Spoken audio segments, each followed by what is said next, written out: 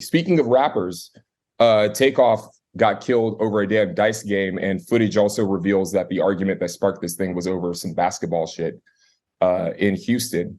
Yet another rapper getting killed over nothing. The video that I saw of the fight, they started swinging, and in less than 10 seconds, shots were getting fired. This went from 0 to 100 immediately. Because nobody can take an ass beating anymore like a man. Period. Nobody fights anymore.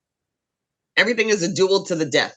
Nobody can just throw down the hands. One person wins, one person loses. It happens. Shake it off. Because everybody is too busy being concerned about their image. I don't want to be that sucker on World Star getting beat up. All right, well, now one person's dead, one person's going to prison, and 2 families lost a child. So if that's the win, then I guess we have very different definitions of winning. But you kept it real and got your lip back for getting embarrassed. So thumbs up, bro. Yeah, right. You kept it real. It's shameful. We have to do better. We have to do better. Now let's talk about the idea that this was an accident. Someone who was at this party. So this was a Halloween party at a bowling alley, and the person throwing the party was Jazz Prince. That's Jeff Prince's son. Mr. Prince owns Rap-A-Lot Records. He's a Houston boss. He's a Houston legend. Signed a whole bunch of rappers out of there. Okay. So Jazz Prince is hip hop royalty. He's like a hip hop prince, if you will. And he throws this party. So, you got rappers there, you got regular Houston niggas there. And then on top of that, you have, groupies there as well. So one of these groupies at the party posts a video saying it was an accident, da da da. But what they were alluding to wasn't, oh, the gun accidentally went off. They were alluding to the idea that Takeoff is not the person who did the shooting. That's not who they were aiming at. I have a problem with that. You don't get to change the definition of the word accident to make you feel better. Okay. An accidental shooting is when the gun accidentally goes off, maybe you dropped it or whatever. But if I take out a gun and I point it into a crowd of people and I pull the trigger several times, pointing it at that crowd. Right. I intentionally meant to kill somebody. I may have accidentally killed the wrong person. That doesn't make it an accidental shooting. That just means you missed, nigga. Facts. You missed. Right. It wasn't an accident. I hear you. Correct. Speaking of other rappers, Kanye is no longer a billionaire because he did Kanye things. We didn't talk about it as it was happening, but I guess everyone who has a podcast has to do an obligatory Kanye take. What say you? Is he even invited to the barbecue anymore? Or is he the guy showing up with the potato salad with the raisins in it? I said a long time ago, Kanye is a Kardashian. Who's supporting him at this point?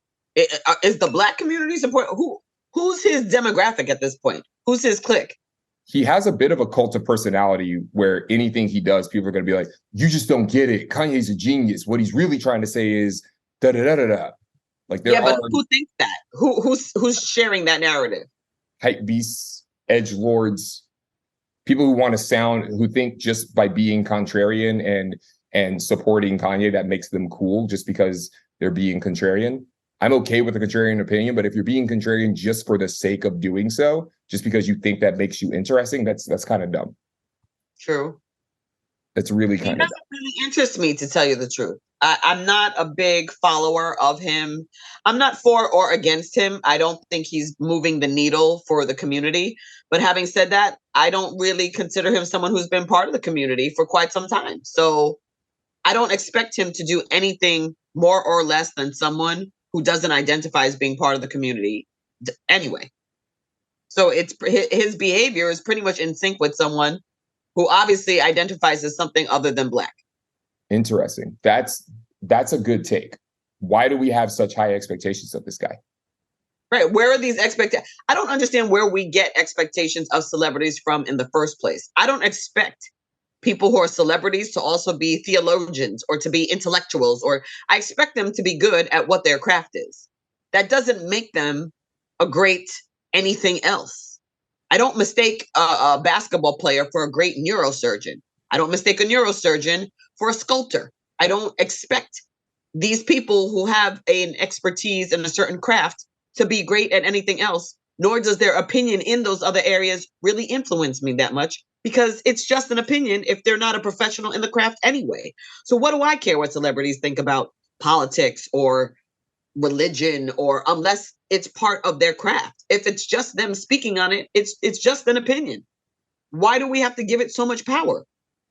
That's a very good point. It kind of goes back to just Americans and our obsession with celebrity worship. Yes, and just worship of something. We need to be worshiping something at all times, other than just being smart. Yeah, there's no reason why Kanye's opinion should matter any more than anyone else's when he's talking about anything outside of music and fashion and the music business and the fashion business. Right. Sure. He speaks on that. I'm all ears. Everything else, I'm like, who cares? Yeah. And just because somebody cares doesn't mean it should have any power.